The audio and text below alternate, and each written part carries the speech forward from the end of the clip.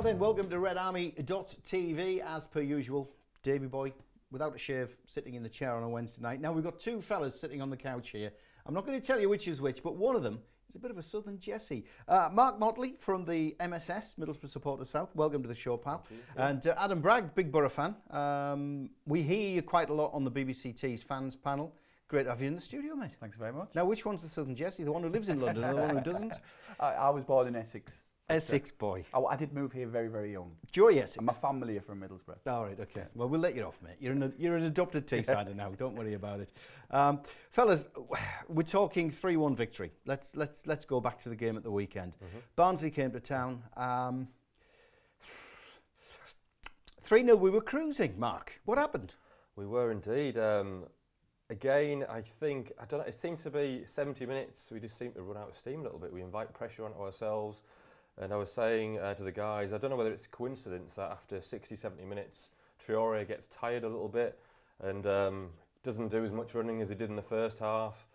But we just seem to invite pressure, and it seems to be us that we struggle to get out our own half as such. And hanging on to a 3-1 victory just sometimes a bit strange, really. I wouldn't mind doing that if it was Wolves, Cardiff, who are on great runs at the moment. But Barnsley, Adam? When we went 2-0 up, I did think there was going to be more. I thought there was going to be 3 or 4 easily, and nil. I did have 3-0. Not the only one. Yeah. So can I let you into a little secret? I had Ayala to score the first goal, doubled up with 3-0. I did have Ayala 2-1.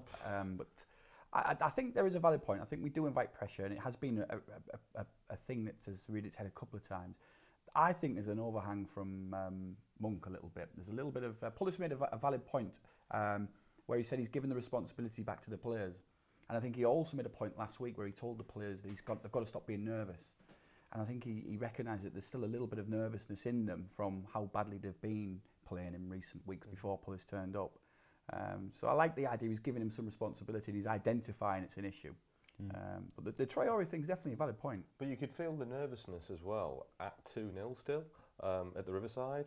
It was only when the third goal went in, the crowd started singing and actually celebrating that we were 3-0 up. Once they scored, it went back down to that 2-0 sort of nervousness again. So I don't think 2-0 at the moment is actually a safe sort of scoreline for us, because even for the players are actually mentally thinking 1 goal and we're panicking again. Well, think under Monk how many times we had sort of 4 and 5 goal thrillers where we'd conceded goals and had to go out and pull something out of the bag where goals were conceded. And yes, we are much, much stronger. I mean, I think I saw a stat that we've conceded 2 goals only once under Pulis.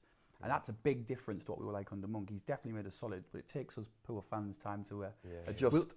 We'll dig deeper into, if you like, the after effects of the Barnsley game very shortly. But let's catch up with a quick match report. Joe Nick was outside the Riverside after the game, and he sent us his report. Middlesbrough 3, Barnsley 1. A game which should have really been a lot more comfortable than it was in the end. Borough were by far the better side in the first half against a side that could very well find themselves in League One next season. Mo Besic was excellent in midfield. Goals from Daniel Ayala and Adama Traore put Borough 2-0 up inside 14 minutes, and when Patrick Bamford made it 3 early in the second half, it looked like Borough could really go on and get a few more. But the closing few stages were a little bit nervy. Borough sat back. Barnsley did pull one back and put a couple of dangerous crosses into the Borough box late on, and better sides probably would have took those opportunities. Borough did hang on in the end though and cemented their position in the top 6. Cheers for that, Joe. Thanks for that, mate. A couple of messages coming in. You can send them in. We're live on Facebook Live. Andrew McDonald, good evening from the Middle East. Dave up the Borough. Andy Mack, good to have you with us, mate. Tez Nunn, live at 7. I'm in Holland. Good man. Rich Smith, hello from Scotland. Up the Borough. We like it. Andrew Harrison, up the Borough. And Andy Munders has joined us as well, so keep the messages coming in. Keep your comments coming in. We'll chew the cud over them if we have time on the show. Fellas, we were just touching on stats. We were just touching on how things may have changed between the previous era and the current era. A couple of stats that we've picked up recently. When the Borough have taken the lead, and you were talking about, of course, under Gary Monk, we seem to go behind and always have to scramble our way back into a game. But it's now 15 games when Borough have taken the lead. They've gone on to win all 15, which is not bad. So if we can get that first goal, no matter how jittery we're seeming, we seem to be a little bit invincible. It's a nice stat to suddenly see rather than how many games we have to come from behind, isn't it? It is. I was a big fan of Aitor Karanka, and one of the things I liked about him was that every time he set a team up, He knew how to defend against the team he was playing. He knew what to do with the midfielders and what positions they were going to do. And instantly when Gary Monk came along, I felt we lost that. The players didn't seem to know what to do on a corner, on a free kick. When the midfielders went forward or full back went forward, who would cover? And with Pulis, it's instantly been reinstated. So I do feel comfortable and confident that when we take the lead, we won't concede, we won't get beat. But like we were saying, it's sometimes that little jitter inside all Borough fans' tummies. It would be nice, though, wouldn't it, Mark? To, you know, you're 2-0 up, let's start coasting. I know we got the third, but we never really seemed in complete command of the game. How nice would it be to suddenly stick a third in and then they keep hunting for the fourth and the fifth? Well, I mean, in some of the games, in recent games at the Riverside, we've seen sort of us hit the bar, hit the post, have chances where we could have actually been 4 or 5 goals. And I think as of Saturday, I think we were 6. The goal difference was 6 between us and Derby, I believe, to potentially go above them. And I actually thought we were playing good football. We had the chances to get those 6 goals, and we could have done it in previous matches as well. As Tony Pulis says in his interviews, we could have had 2 or 3 more chances. We've hit the post. Traore's missed a chance, and I'd just love us to capitalise on getting that goal difference as well at the same time, because we've got the opportunities there to do it. Every game we're creating opportunities, and before Bamford started scoring, we were creating opportunities. We weren't just going in, but thank God for Bamford now, who's actually putting the ball in the net. Even when he doesn't really know about it off his knee on Saturday. We'll take it. Yeah. It's funny, it's interesting because we'll have a listen to the fans, their thoughts immediately after the game. But one of them was saying we need to score more goals. Now, hang on, how many goals have we just scored over the past 5 games? I mean, it's a tremendous amount. It's a complete turnaround. But there we are again saying, you know, we scored the third. Bamford doesn't know about it. Yet, we still hadn't won the game. When we scored that goal, I generally thought my 3-0's out of the window. My Ayala 3-0 doubles out the window because we've scored the goals too early. There's no way we're going to stay at 3. But I think Pulis has to be given some credit that the long-term management. Bezic was carrying a slight knock going into the game. We were worried that he wasn't going to play, so I think he had to preserve him. I don't think we were ever really in doubt. Barnsley had to have a go at us. They had to. They had no choice. But I think that the game was never really any doubt. Barnsley weren't a very good team. No, they weren't. I was just so happy to see Bamford score again because, I mean, when you're in that vein of form, everything just seems to go for you, doesn't it? Doesn't matter where you are. As Pulis said, if you're in the right place at the right time, that's the first thing that you want. And he was there, and it just hit him. Didn't know about it, and went in. I mean, what, a couple of months ago, he wasn't even getting a chance, so he couldn't put anything in the back of the net. And it's when you're red hot, and it's going for him. And very, very red hot he is too. Indeed. We've talked to Pulis a couple of times. Let's get some thoughts. The fans first, and then we'll have straight on the back of that. We'll have a listen to the Borough boss. These are your thoughts and the gaffer's thoughts immediately after the game. It was really good first half, second half a bit slow, I think. I'd like to see Adama on the right. I think just change the direction of the match basically. Was it good? Yeah. Enjoy it? Enjoy it? Yeah. Excellent. Was it really good? Another win? Another win? Yeah. Yeah? Cool. Excellent 3 points. Need more goals. Thought we played some good football at times. Thought defensively we were organised. Pulis always has a good organised side. I thought we did very well. There was patches in the game, but it's understandable in this for the way we play. But I thought we did very well. Yeah, good game. I thought Borough were, in the first half, the better team by far. Second half, towards the middle, I saw when they took that Besic off, they sort of, fell back a bit. Maybe dropped off a bit, but I think their better team won. So yeah, good game. Yeah, I thought first half we were very, very good. I thought we passed the ball really well, got through the pitch, played through the pitch, lots of crosses in. The one disappointment was that we never scored more goals. And then coming at half time, we get the third goal, which really and truthfully should have killed the game. But we just took our foot off the pedal, and that's one of the things we've been talking about. Is just you can't do that at any level. You've got to make sure you keep doing what you were doing before. And it's been a tough week. We've had 3 really, really tough games, and we've got we've got the points that we've wanted and the points that we've needed. So I can't be too harsh with them. Right, so there are the gaffer's thoughts immediately after the game. We'll continue the chat. We've got a break coming, fellas. We've got to earn some money. But Mark, if I can just ask you briefly, I mean, looking ahead, we'll touch on promotion. Thoughts on where we are in the table? Better than where I thought we would be a couple of months ago. I'm pleased that we've squeezed our way into the playoff positions. I think the teams around us, it's sort of a little group of death, to be honest, to playoff positions. And we've got to play them all, haven't we? Exactly. Keep those thoughts firmly in your mind, fellas, because we need to come back. A couple of quick mentions. Martin Day's another one for you. It would be great, however, if we've secured a playoff spot the last game against Ipswich. So not the sort of run-in needing points in that last game.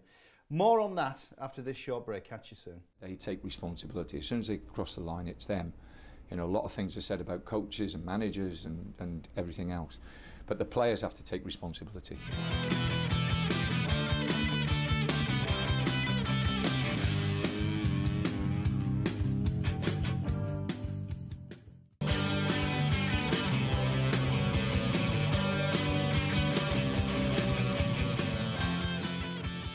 Now then, welcome back. Part 2. Red Army it is. Sitting on the couch, two very intellectual guys. Adam Bragg, Mark Motley. As intellectual as we've had. You look. By the way, he runs. This guy here runs every single day. How far do you run? 5 miles. 5 miles every day. Pretty much, yeah. God, that's what you call dedicated. That's what you call fit. Martin Day. We'd have to be careful with goals, fellas. For and against, as 5th or 6th spot might come down to goal difference in the last game against Ipswich. Just 3 points between us at the moment. Sorry, 3 goals between us at the moment, so it's a valid point. I mean, that goal difference can be an extra point come the end of the season. Joshua MFC Arnolds, we have to be better. We have to be in better form going into Saturday's game at Griffin Park against Brenford. If we play like Cardiff last night, we should win the game comfortably. London used to be a bit of a, oh God, Essex, Middlesbrough supporters, South. I feel the odd one out here sitting on Teesside. London used to be a bit of a graveyard for us, but Aido Karanka smashed that, didn't he? He smashed a few places, didn't he? Where we'd had hoodoos and jinxed venues. But watching the game last night, I don't think Brentford were anything great. I thought Cardiff controlled the game. I think we could go there and do that without any problems. Oh yeah, I would absolutely agree with that. I think the way we're playing at the moment, as you say, if we can go ahead, we seem to keep that lead and win matches, really. We don't look like getting beat once we go ahead, so at the very least I was expecting a draw, but I don't see any reason why we can't get 3 points on Saturday. And we've mentioned it so many times, we're going down there with a striker in a humongously rich vein of form. Bamford, what is it now? Is it 18-5 or something like that, isn't it? How much confidence must that give a team, knowing you've got somebody who's in that run at the moment? I think the other thing that Bamford gives, it does give confidence across the team, but the other thing for me is that under Pulis, there is obvious instruction to get the ball forward quickly, and there was a lot of people talking about hoofball and Pulis ball, and Justed was very much the kind of player who was lumbering and would bump into centre halves and would fight them. What I think Bamford does very well with balls up towards him is he drops off a centre half and he creates a bit of space for him to control the ball or bring other players in, so he doesn't need to fight the other centre halves, so he keeps possession a bit more, keeps his the players around him, bringing them into possession a bit more. Well, I felt even when he was coming off the bench under Gary Monk, he came on and he gave a little bit of a spark as well. He was running at people. I think it was obvious. He seemed to have a bit more time on the ball, even though he was out on the wing. You could just see he's got a bit of class about him, and like it's like we all say, why did we play our strikers on the wings? Stuart and Bamford and Britt and Gusted hadn't been performing particularly well over the last couple of months. Why not give Bamford a chance? And it's only probably come because of the injury to Rudy, but sometimes you need, I'm not saying it's lucky that Gusted's got injured, but sometimes it's a bit of luck that's paid off, that we found that Bamford playing up front can do the job, and he's looking like the player of old, like from a few years ago under Karanka, so it looks great at the moment. We're going to focus on playoff spots very shortly, but it's high time we caught up with a little bit of social media. This is what's been said about the borough in social media land. Red Army Social Media, sponsored by Person to Person Marketing. Right, after another great win at the weekend against Birmingham City, let's see what you lot have been saying on social media, starting off with the man himself, Mr. Patrick Bamford. He said, another strong team performance to keep the run going, thanks for the support. Jack Strawberry said, Gary Monk's just lost his first game in charge to the team that sacked him before Christmas with players that he'd never used. On his birthday, up the borough. David Tomlinson, he's planning ahead, this guy. He said, has the championship playoff semi-final date been confirmed yet? Forward planning and all. Rob Nichols, you know who he is, don't you? Borough fanzine editor. He's put another big win for Borough as we build on an early goal from Ayala. Bamford can't stop scoring and anyone stop Traore. Borough 3-1 Barnsley, hashtag up the Borough. And finally, Dan. Now, Dan, you have stated that for anyone who's been wondering why he hasn't been on Twitter replying a lot, because unfortunately he was involved with that car crash that happened a couple of days ago, where 2 members of the vehicle actually lost their lives. Dan's put on, for anyone who's wondering why I've not been on replying a lot, was because I was in a car crash with four of my friends and 2 of them tragically passed away. I would like to thank you from the bottom of my heart. Thank you for the applause on the 17th minute. Wish you well, Dan. And keep your social media comments coming into us here at Red Army. Back to you in the studio. Red Army Social Media, sponsored by Person to Person Marketing. Thanks for that, Matt. Fellas, playoff spots. Interesting comments after the game by Tony Pulis. We'll have a look at them very shortly. Where are your hearts, where are your heads with regards to the Borough and finishing in the, well, those magical 3rd through to 6th spots? I hate them. I hate the playoffs. But are we going to be there? I think we'll be there. I think whenever I looked at the fixtures in recent weeks, I've changed my opinion on things like the Brentford game. Whereas before it was a defeat, it's now I'm positively thinking we're going to win. So I have changed what I think about us as from a positive point of view. And I do think we are going to be that team that creeps in with a bit of momentum. There's going to be 3 or 4 teams very disappointed. Fulham, Derby, perhaps Cardiff or Villa. 2 of them are going to be very disappointed. Well, I think we're in the top 6 now. We've got Bristol City, we've got Derby, we've got Sheffield United all to play. All the teams around us, really. We're the team, I suppose, who are winning games comfortably, 3-0. We're scoring goals. We seem to be a form team. There's always one team towards the end of the season who starts picking things up, scoring goals. I don't think we're going to get obviously automatics, but if we can be the form team in that little group, then I'm happy with that. Nobody in that group probably wants to play each other, but I think it's a bit of a group of death. And one thing I do think we've got that perhaps none of the others have got, Warnock and Bruce have got promotion experience with the playoffs. We've got players who have been involved in promotion via the playoffs, i.e. yesterday's defeat at Wembley, but the promotion under Karanka. So they've got that where it matters when the pressure kicks in. Josh MFC Arnold says 3 Fulham. Does that mean 3rd place Fulham? Is that what you're suggesting? Josh, clarify that one for us, mate. 3 Fulham, 4 Villa, 5 Borough, 6 Sheffield United. He thinks Derby will slip away as they always do. That's an interesting one because they do. But see, these nails, fellas, they're just starting to grow. The reason why I'd been biting them down to the quick so much was I'd been saying exactly this for the last God knows how many weeks. The Borough's going to be the dark horse. They're the ones on the rails. They're going to come up last minute. And I was starting to question myself, and I was thinking, we're not going to do it, we're not. But thankfully we have, so the nails can start growing again. Talk more about the playoffs very shortly. This is what Pulis very interestingly had to say. Some say passing the buck, but certainly passing responsibility to the players as whether we'll end up staying in the playoffs. Well, the challenge is to stay in there now. We've got, as I've said, I can work and my staff can work all week. But once they cross that line, it's now up to them. And as I've said, they take responsibility. As soon as they cross the line, it's them. A lot of things are said about coaches and managers and everything else. But the players have to take responsibility. It's the players, and it's passing that responsibility over to the players.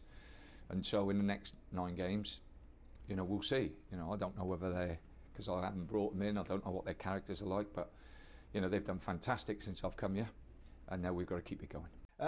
Before we carry on, just a quick mention. A couple of events that are coming up very shortly. We said we'd give it another mention. The Red Faction raising money for Teesside Hospice. They've got a do on Saturday night if you're not going down to Brentford. It's the Red Faction 08 annual charity night. The Court Between Us, supported by Katie Adamson. Tickets are a tenner. That's at Liberties in Town. Get in touch with Red Faction for more details. How interesting was it, Mark, to hear Pulis saying, hey, it's now down to the players? Well, he's putting all the responsibility on those, I suppose. I mean, I think he said it before. He does everything on the training pitch. Once the players walk out onto the pitch, they manage themselves. Interestingly, I sat behind Tony Pulis at the Brighton game, the home game of the Cup, and he was actually shouting at Clayton when he came on. He was asking Clayton to give out the instructions to the team and basically G the team up. So I suppose, I suppose he's right in a way. The players do have a responsibility to actually perform. I've got no problem with that at all, really. Just looking then at this particular game, because it was a must-win, because Brentford were in there among us. They've dropped off just in the last couple of results, has taken them out of it, and I think they've gone. Derby are on a slide. Is the weekend a must-win, or can we get away with the draw now? Do you know what? I think every game now suddenly takes on a must-win kind of mentality. I think we've got to be seen to go and win every game. We can't be seen to look at games as a draw. And Pulis, I hope, will be going into games looking to win them, not looking at, Wolves might be a draw. I think you've got to go with a winning mentality. So yeah, I think why not? Every game is a must-win. I want to get promoted. A couple of mentions here. Gibbo meant the playoffs, lads. We'll smash the playoffs. Thanks for that one. That's tears none. Josh again's in. 4 points from the next 2 games would be brilliant. 6 points would be nice. But a win at Brenford and a draw against Wolves would be great. Sheffield United, of course, is rearing its head. It's quick prediction time because we're just about out of time. Scoreline for the weekend. I'm going to go 2-0. Borough? Yeah, definitely. Yourself? 1-0. I think it's going to be close, but we'll win. Both confident? I'm confident, yeah. And playoffs? We're going to make it? Yeah. Yeah, we'll stay where we are. We'll stay in the playoffs. We'll get to Wembley. We'll win on penalties. I've said all along we'll be at Wembley this season. Sheffield United is a key game. Take anything from this match and we've got 1 foot firmly in the playoffs. Bristol and Derby are on the slide. That's Alex Scott at the death. Fellas, thank you very much. We're out of time. Love to have you back again. When you're up on Teesside, it'll be fantastic. We'll catch you next week. See you. Bye-bye.